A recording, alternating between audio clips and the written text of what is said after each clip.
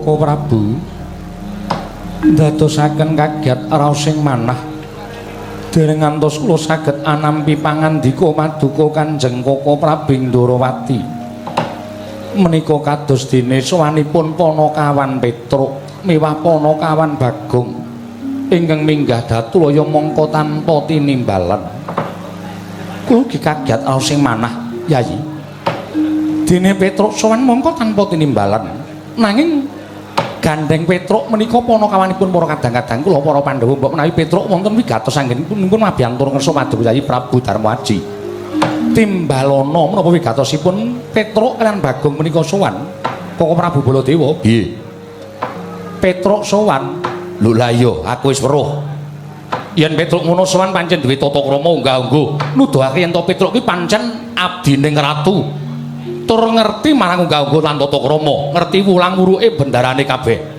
Coba to saiki gagasan Bagong kuwi lho.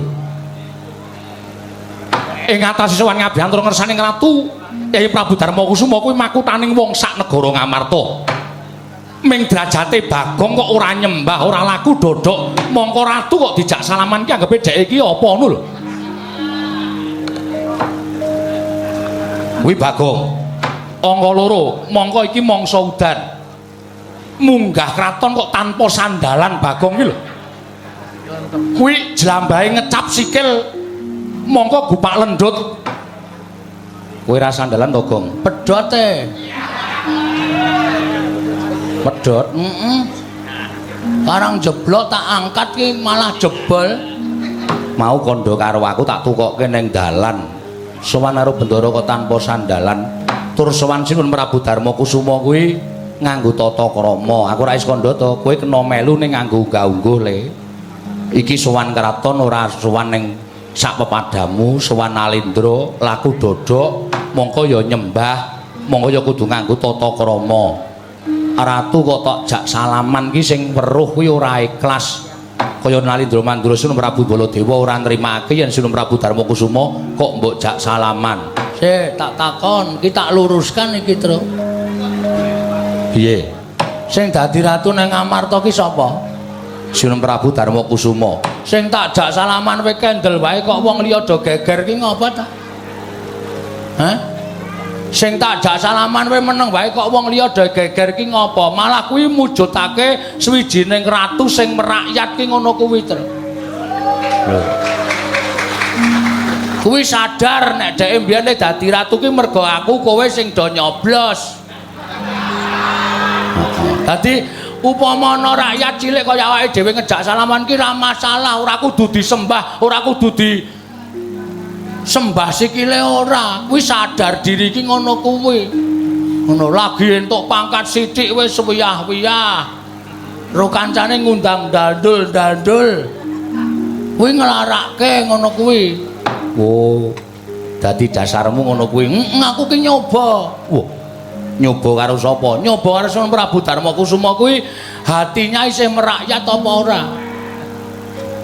Jebulane, heeh, tak jak salaman wae kendelan wae ming mesem sithik wae lega ning ati. Aku ratu kono-kono dak padha-padha daya kok geger iki ngopo?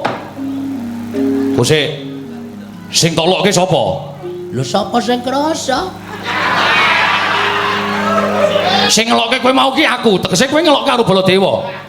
Aku ra muni Baladewa kok ya, Truk. Embuh aku ra melu-melu kok. Wah, kowe ra kanca kowe. Oh, pahit kowe. Anggepmu aku ki apamu ngono to lokke? Mboten ngoten, wong mrika kowe meneng mawon kok. Koko Prabu. Piye? Sampun kendel.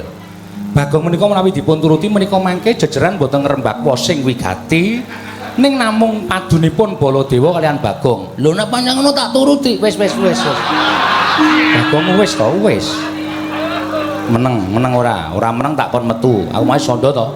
Entuk melu sowan ning ngersaning ratu Sinun Prabu Darmakusuma ning manut karo pernatanku. Oh ya siap.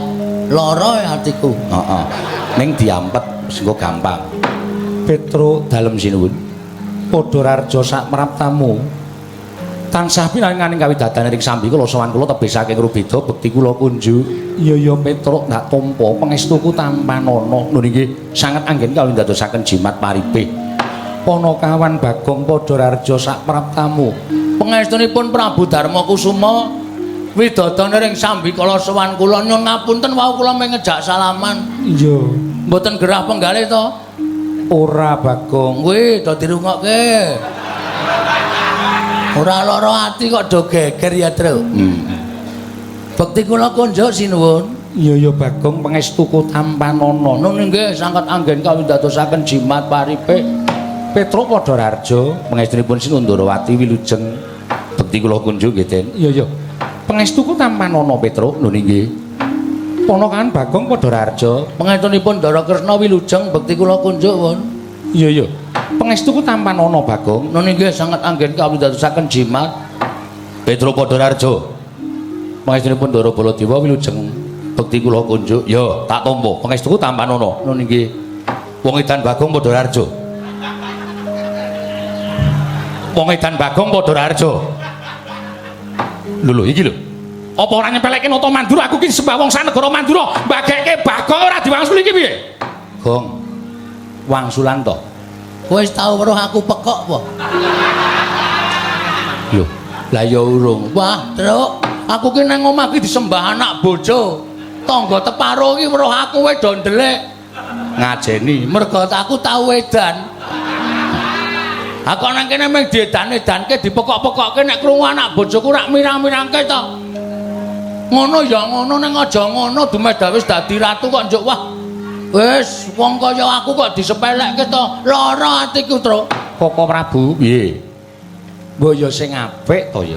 Wong Bagong ki urung tau edan kok diceluk wong edan. Wah, sajahe lara ati napa piye? Lho, sajahe ngaten. Ya, wis wong bagus. Wong bagus dhewe sak donya Bagong Padararja sak praptamu. Lho kuwi. Wong bagus dhewe sak donya Bagong Padararja sak praptamu. Ora diwangsuli meneh Kresna. Bagong, Kula niku ngilo wis sok gila e. Kok dunekke wong bagus dhewe sak donya nglulu niku nglarake ati. Lu wong dirasani langsung utawa dikandhake langsung mbangane dilulu neng kono-kono. Waduh iki mengbake wong siji kok repot men to iki. Ya. Wong lumrah Bagong Padararja sak praptamu. Bagong Padararja sak praptamu. Ah ngono wae penak kok. Padararja sak praptamu. Nggih, pangestunipun wilujeng. Bekti kula kunjuk. Ya. Pangestuku tampanana. Nggih, mangke riku kapan-kapan tak jupuke.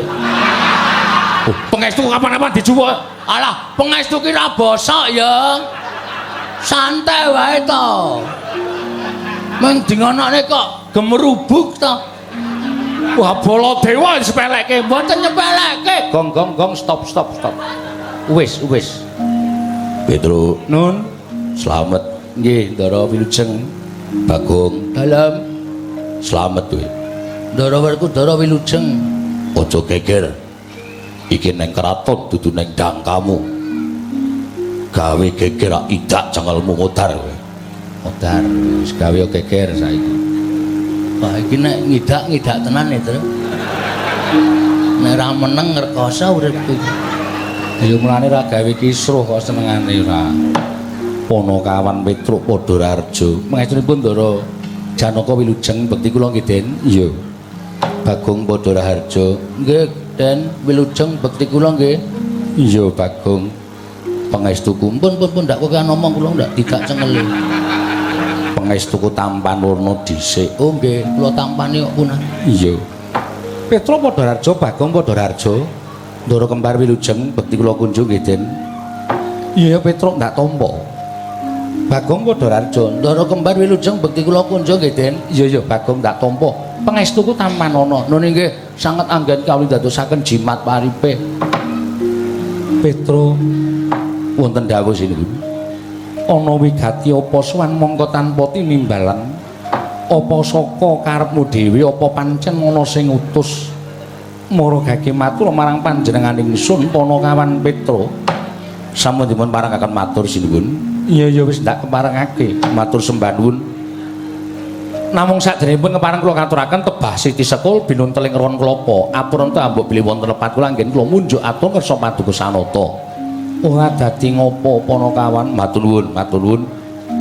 Ingkang sepisan kula ngaturaken sembah sumung keping pangabekti kula kunjuk angka kalih. Sowan kula menika mboten saking pikajengan kula piyambak, namung kula menika dapur dipun utus inggih menika Bapak Semar. Bapakmu Semar ya gene Panakawan. Bapak Semar niku pun wonten sesasi niki kaya wong lara ning mboten lara, kaya wong ngengleng ning jane pikirane genep. Ning ming lengganteng ajem griya, longok-longok kaya tenggok, ketenguk kaya gumuk, penerawange bapak niku suwung. Pendak-pendak netes kelo, pendak-pendak gumujeng ala-kalatah. Dicawisi napa-napa kali simbok ora tau didahar, cawisi unjukan ora tau diunjuk. Lah, kanan sing kaya ngoten wau ndadekake bingung raosipun Petruk gareng kalih Bagong. Mergi bapak niku wong tuwa, bapak niku wong tuwa kula sing wis keladuk yuswa.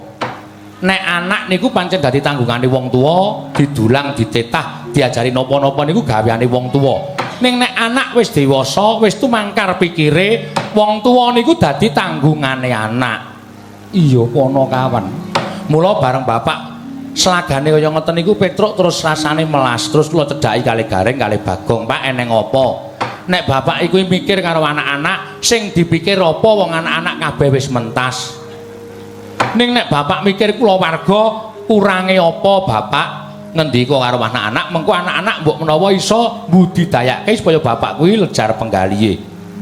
Lah bapak niku terus krekel-krekel sikile sing waune teng dhuwur terus mandhap, terus nyekel rokok, terus nyumet udut.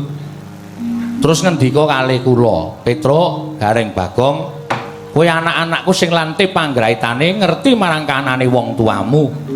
Aku meneng wae iki ora kok mikir kula wargaku, aku meneng wae ora kok mikir anak-anakku babar pisan ora. Ning kowe ngerti. Aku kuwi mbiyen nek gelem dadi dewa, uripku ora kesungsang-sungsang kaya ngene iki, ora kedungsang-dungsang kaya ngene iki. Ning gandeng aku kuwi seneng karo katentreman, aku gandrung karo kerukunan, mula aku trima dadi pamomong para satria sing ngateken ati suci, pepayung budi rahayu. Wiwit satria sing becik biyen tak tutke nganti tekan saiki para Pandhawa. Suwe dhewe aku nderekke para Pandhawa suwita marang negara Ngamarta. Ngamarta biyen negara sing adil, makmur, warata, tias bagya mulya, panjang punjung pasir pawukir Lojinawi, gemah ripakarta tata Toraharja. Ning kok saiki Ngamarta ora kaya mbiyen, Truk. Ngamarta kok ora kaya mbiyen.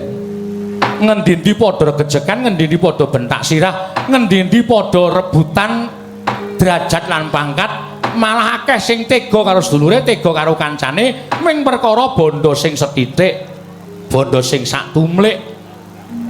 Lah, kanan sing kaya mengkene iki mengko ndadekake negara ora wurung mung bakal rusak. Negara nek wis rusak, suwening suwe negara mengko bakal rubuh, remuk bubuk dadi rempon. Sapa sing ditutuh dening para dewa? Semar. Merga Semar ora iso momong negara Ngamarta. Ngoten niku. Lah terus pripun, Pak? Galuh tontonen.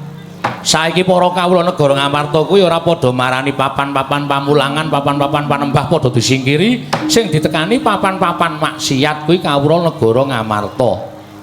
Nek kahanane kaya ngene terus, Ngamarta kuwi mengko bakal rusak. Eman bendaramu Pandhawa nek nganti ora iso mranata negara Ngamarta, mujudake negara sing adil, makmur, warata, tias bagya mulya. Mula aku pengen duwe gagasan bangun kayangan. Kula kaget, gareng ya kaget, Bagong ya kaget. Semar niku bondo ora duwe kok arep bangun kayangan. Terus bapak ngendika, aja kaget ya.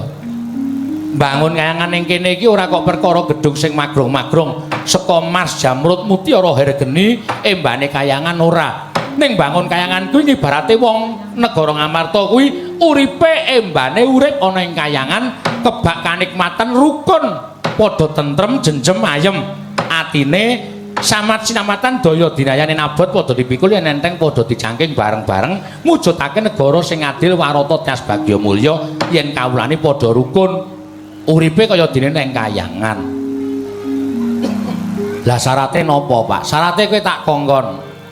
Kowe semana ning negara Ngamarta, pepundhenmu Pandhawa 5 cacahe aturana rawuh ning Karang Kadempel, ndak kantine nyaketi gumregaing para kawula nggone mbangun negara, mbangun negara Ngamarta supaya Sengkut gumregut lair lan batine percaya marang para Pandhawa minangka dadi makutaning bangsa Ngamarta. Merga ngene, Truk.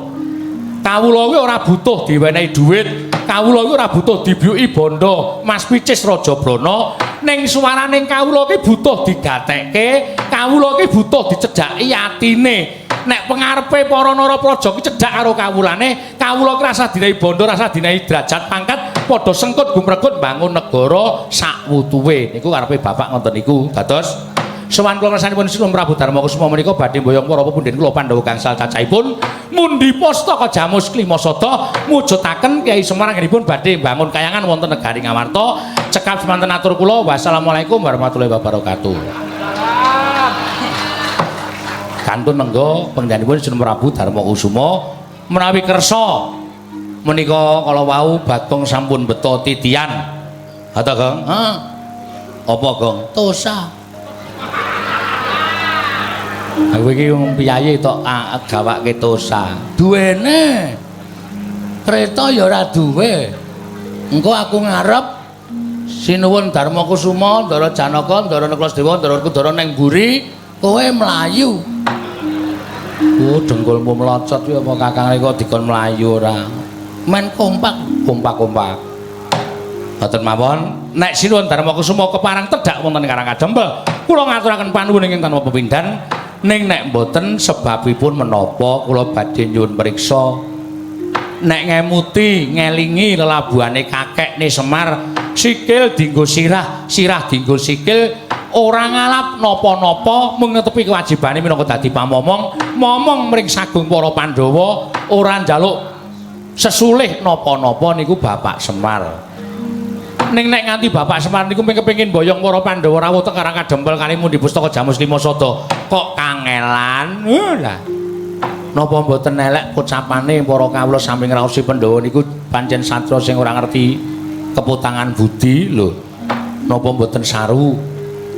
Monggo ngaturi menggalih. Ngoten.